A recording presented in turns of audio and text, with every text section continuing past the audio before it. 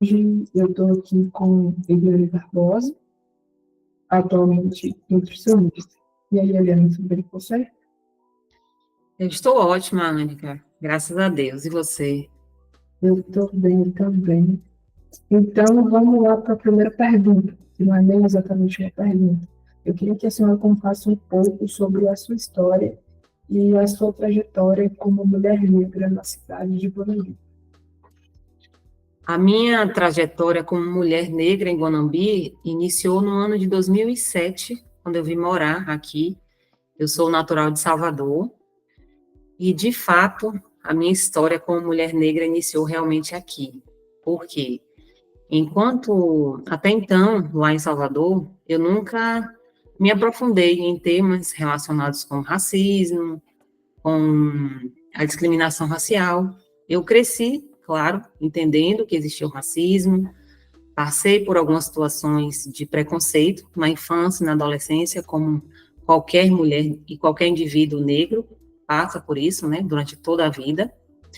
No entanto, eu nunca me engajei em nenhum projeto relacionado, porque a minha família me criou para ser uma mulher livre, uma cidadã comum. Então, eu nunca fui orientada a tomar cuidado em locais que eu estivesse, ou tomar cuidado com pessoas naquele ambiente. Eu fui educada para ser uma mulher pronta a ser o que eu quisesse ser, e ser quem eu de fato era, independente do ambiente que eu fui criada, independente do ambiente que eu estivesse. E o fato de crescer em um ambiente predominantemente branco, digamos assim, porque a minha história, meu histórico escolar, da primeira à oitava, assim, de infância, né, educação infantil, até o ensino médio, foi em escola particular.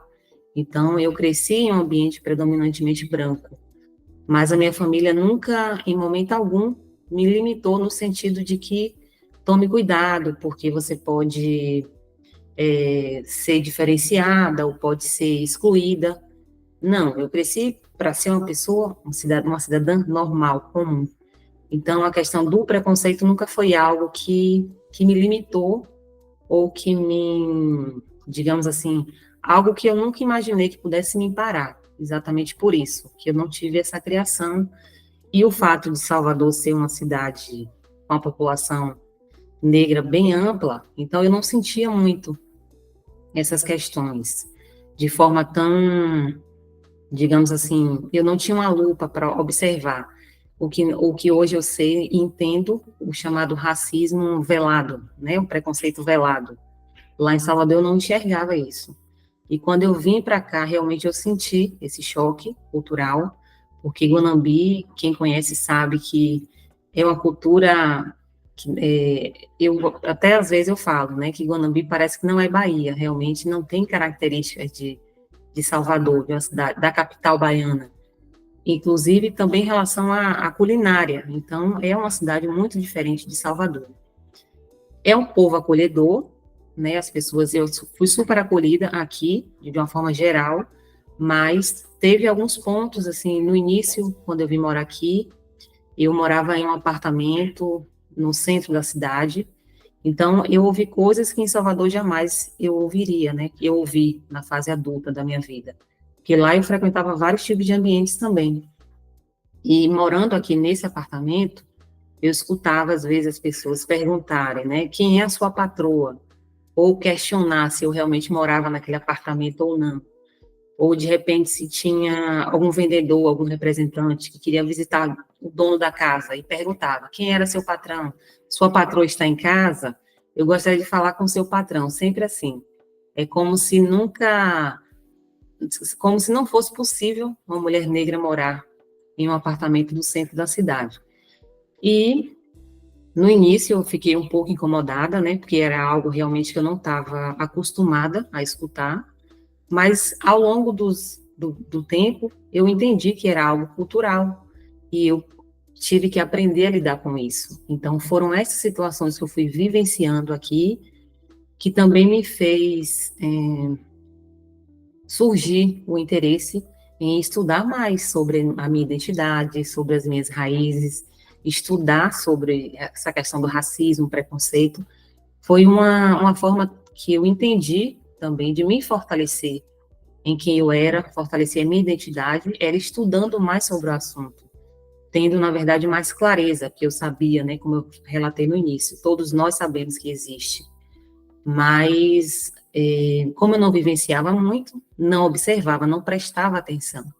Então, o fato de ter vindo para cá me fez também eu me identificar de fato e entender o meu posicionamento no mundo, na sociedade, como mulher negra, e entender a importância da representatividade, a importância da identidade. Então, foi um divisor de águas para mim nesse sentido. Me fez crescer muito, amadurecer, me fez entrar no processo de autoconhecimento, porque eu senti uma necessidade muito grande de entender quem eu realmente era como pessoa, para que eu me fortalecesse e continuar a minha jornada tendo essa certeza de que eu sou um ser humano, independente da cor da pele, eu sou um ser humano que mereço respeito. Então, o fato de ter iniciado meu processo de autoconhecimento foi muito importante para mim também, nesse sentido, de me fortalecer como pessoa e me fortalecer ainda mais como mulher negra. Então, esse foi um pouco, né, do meu processo aqui em Guanambi, da minha jornada. Então, eu gostaria de saber quais foram os desafios que a senhora enfrentou ao buscar o reconhecimento e a visibilidade na comunidade. Claro, para além desse reconhecimento, né, de estar em espaços que seriam originalmente ou destinados a pessoas brancas, quais foram os principais desafios que a senhora buscou, a senhora enfrentou na busca desse reconhecimento e visibilidade na comunidade? O principal desafio no início da minha carreira foi não ser o estereótipo da nutricionista clínica, né, o estereótipo étnico, digamos assim. Porque a nutricionista clínica é aquela profissional de pele clara, de cabelo liso. Então, o principal desafio foi esse, as pessoas, na verdade, aceitarem que eu era nutricionista. Então, no início, eu era muito questionada. Realmente, tinha pessoas que perguntavam várias vezes, você é nutricionista mesmo? Ou às vezes perguntava a outras pessoas, né, se eu realmente era. Então, foi assim, um embate. Eu não imaginei que teria esse desafio, que era algo que seria tão difícil no início, porque para mim tudo sempre foi muito natural.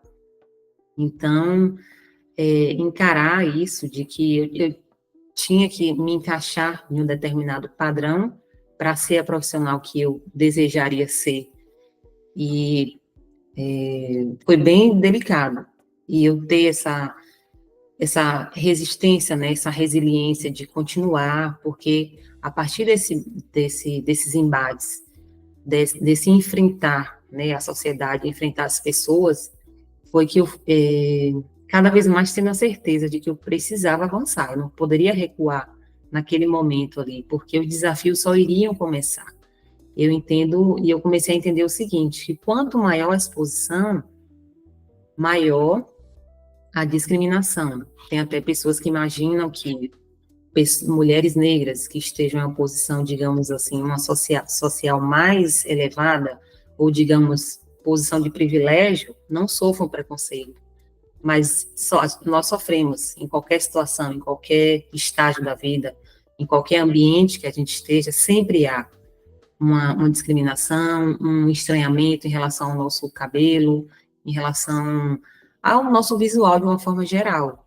Então, um dos principais desafios foi exatamente esse, foi fazer com que as pessoas se acostumassem, né, com quem eu sou e conseguissem identificar que existia uma profissional de saúde, uma nutricionista, por trás dessa mulher de cor escura, digamos assim. Então, foi um desafio que eu encontrei no início que foi mais impactante para mim, porque eu, de fato, não estava muito preparada, né, para isso, para entender que havia essa diferenciação, de que eu seria sim aceita, mas seria aceita com uma dificuldade maior. Mas porque existe sim um preconceito enraizado, né? Existe isso. Então, foi em um período que eu também estava entendendo tudo isso, por isso que foi mais difícil. Quando eu falo que a minha família não me preparou para essas questões, por um lado foi super positivo, porque sempre me senti liberta, sempre me senti livre. Eu nunca tive vergonha de entrar em nenhum tipo de ambiente por causa da minha aparência. Mas, por outro lado, eu acredito que não foi tão positivo, porque é como se eu não estivesse pronta para enfrentar essa realidade. Então, eu descobri tudo muito, digamos assim, de uma forma muito impactante, porque foi o período que eu precisei, de fato, me expor, né, ser profissional, e foi nesse momento que eu encarei a questão racial de forma mais intensa. E aí foi bem delicado por isso, que eu estava me reconstruindo como uma mulher negra e como profissional na sociedade. E durante todo esse processo, foi também que eu decidi fazer a transição capilar, que eu fiz aqui em Guanambi.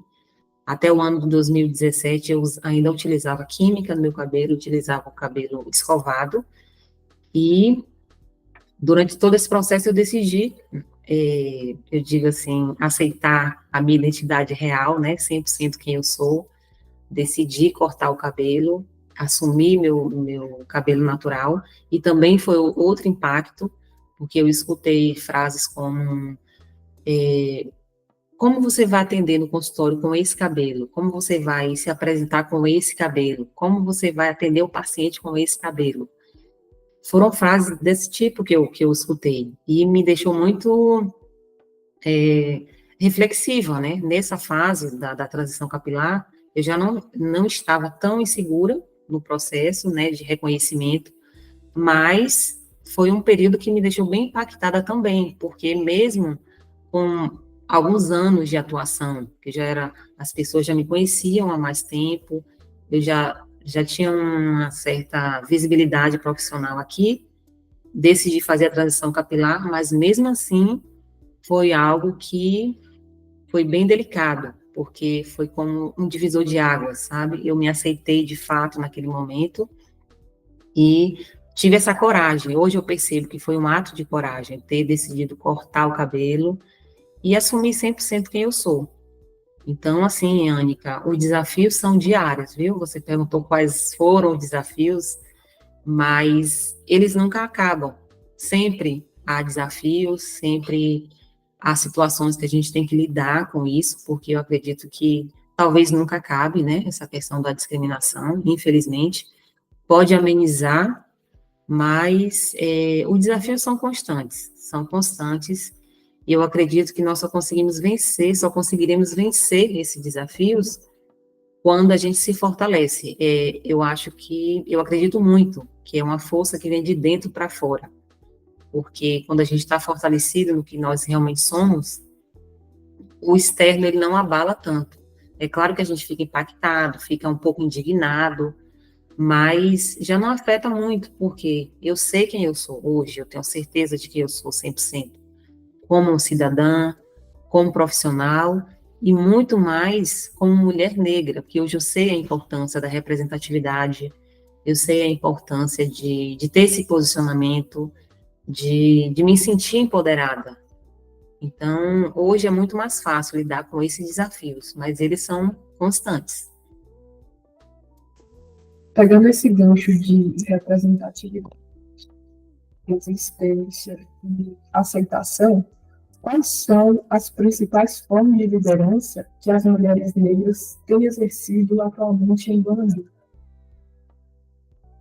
Que eu observo são lideranças na área do direito e na educação.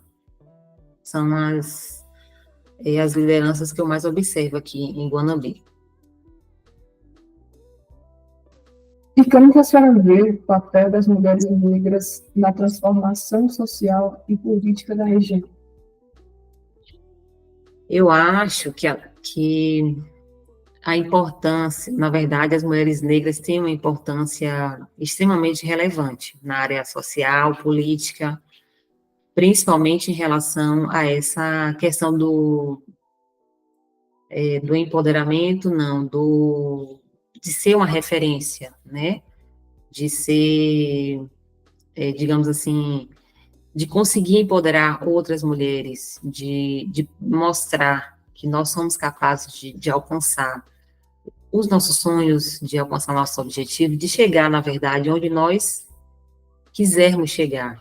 Então, a importância da mulher negra, tanto em Guanambi, na comunidade, no país, né, no mundo em geral, é de extrema importância, porque assim a gente consegue alavancar outras mulheres, consegue empoderar, consegue ajudar, consegue fortalecer, na verdade.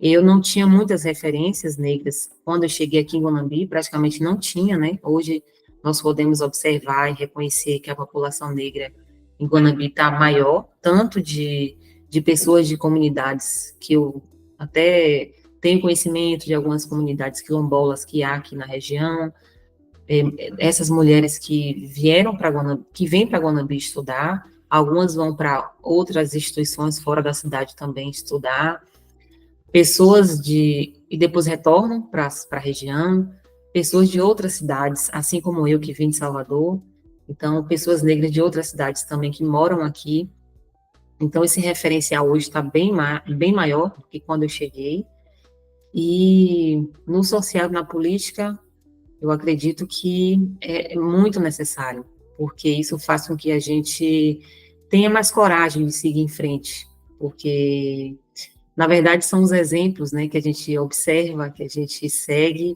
e que faz com que nos dê coragem para a gente continuar. Então, eu acredito que é um ponto muito importante, esse espaço, né, a mulher negra alcançar esse espaço na área política e social, tanto em Guanambi quanto em toda a região.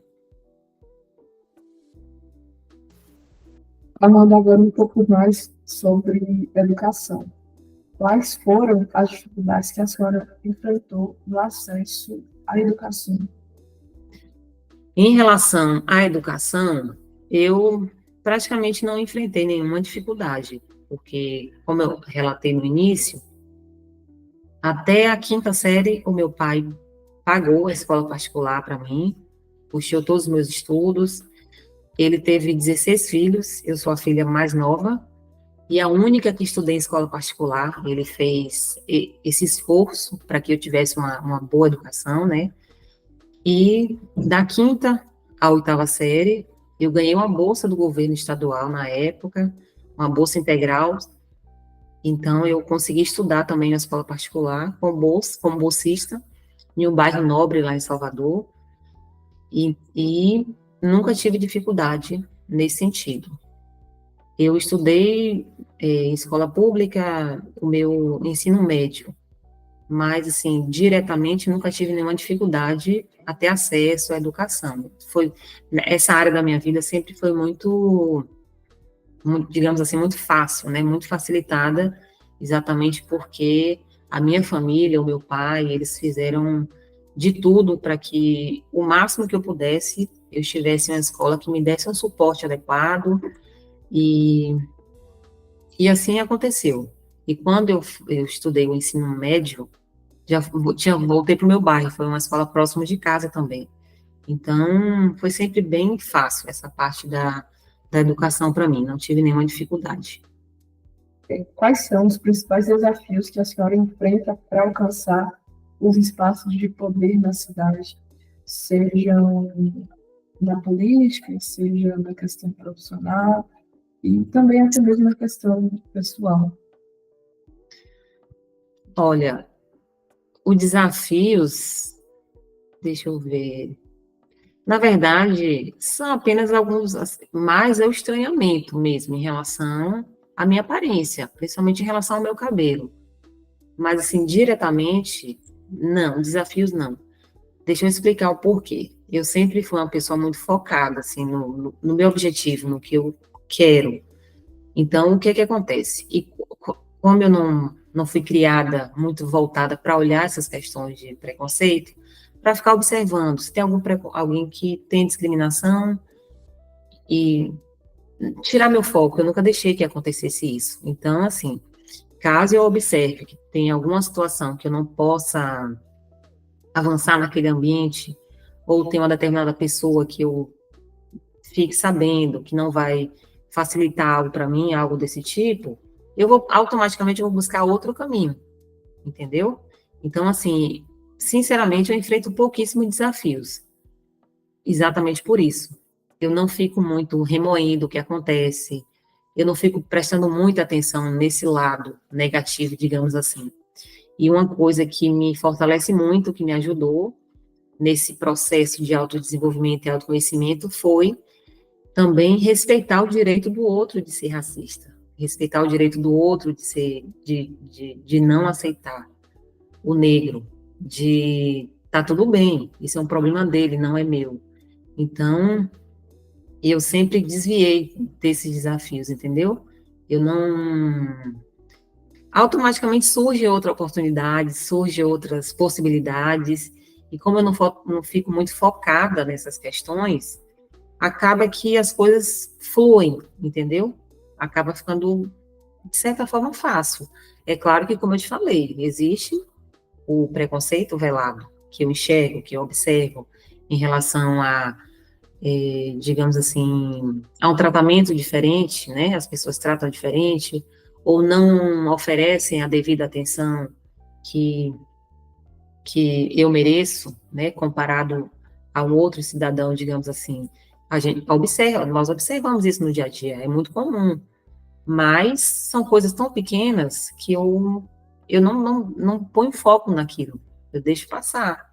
Se for alguma situação mais importante, algo que realmente vai me prejudicar, ou talvez se eu observar alguma situação de injustiça, digamos assim, eu vou lutar, né? Vou lutar, vou buscar resolver aquela situação, mas nunca aconteceu nenhum desafio assim muito grandioso. Acontece essas questões de estranhamento, né? Uma pessoa, por exemplo, digamos na área profissional, se eu vou atender um paciente que vem por indicação de outro paciente e às vezes não me conhece, aparentemente, a gente percebe nítido a reação da pessoa quando me olha, entendeu? E assim, só um minutinho.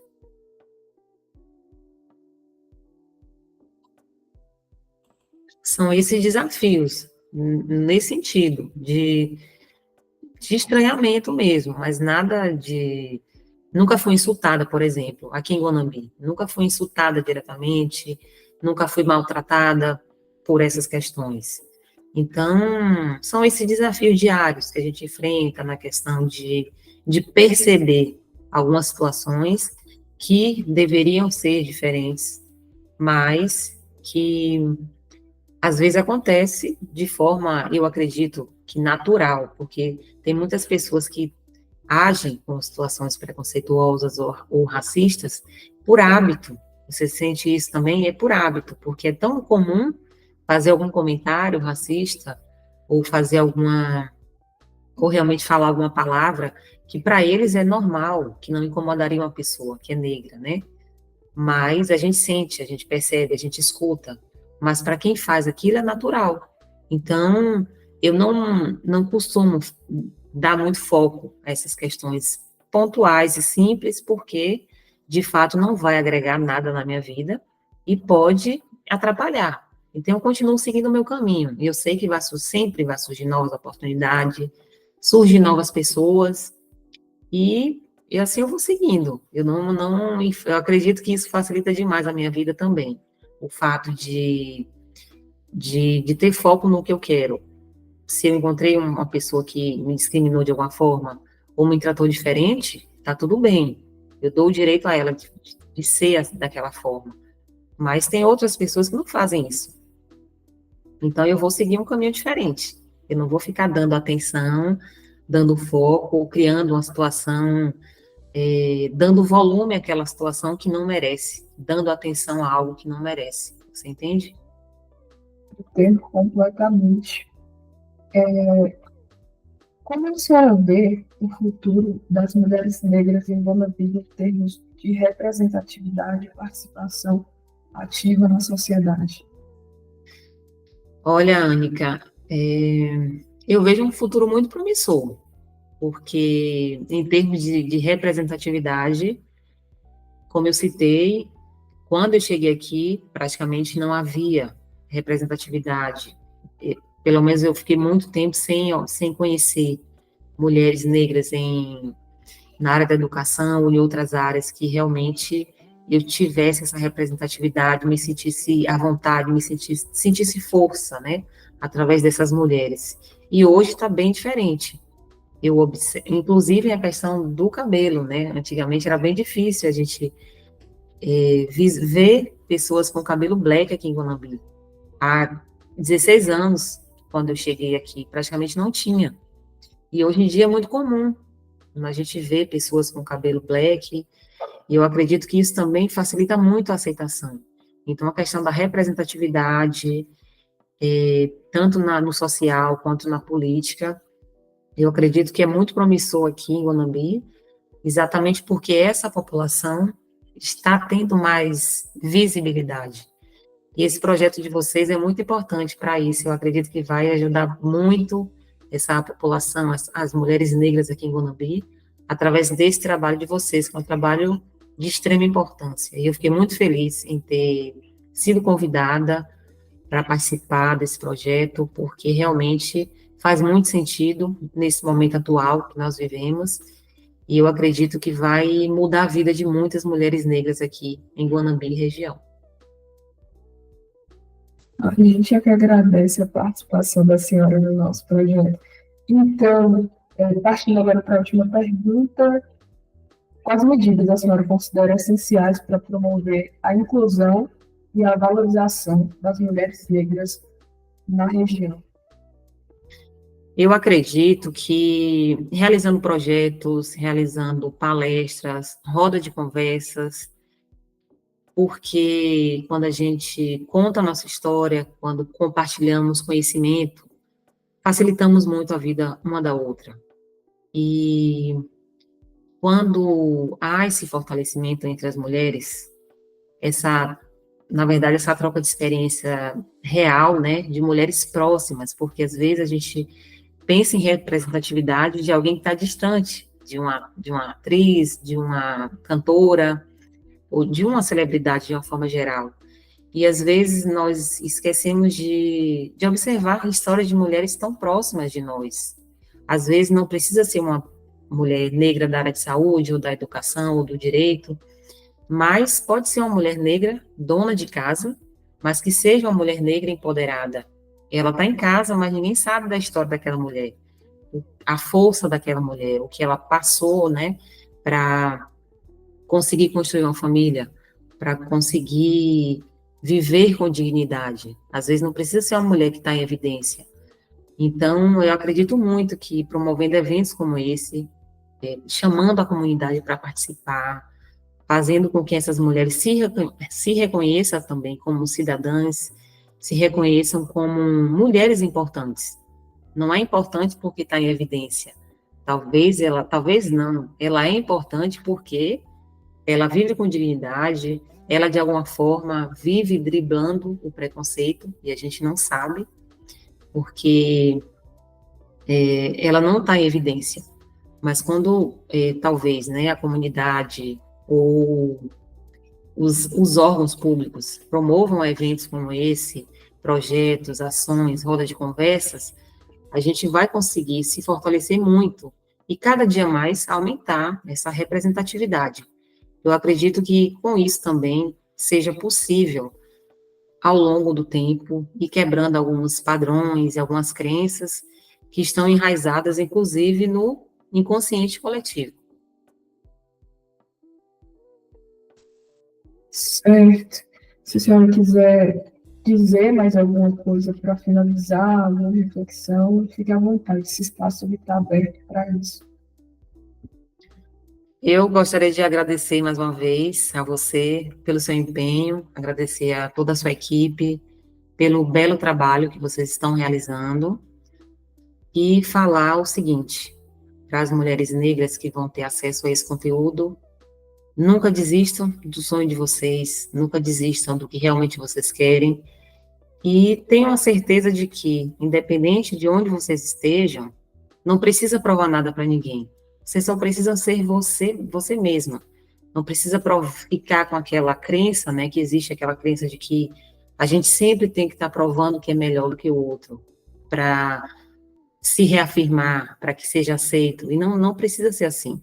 A gente precisa se reafirmar em quem realmente nós somos, nos reconhecer como mulher, reconhecer o nosso valor, reconhecer qual é o nosso papel como cidadã, qual é o nosso papel na sociedade, e entender que nós somos iguais a todos os outros.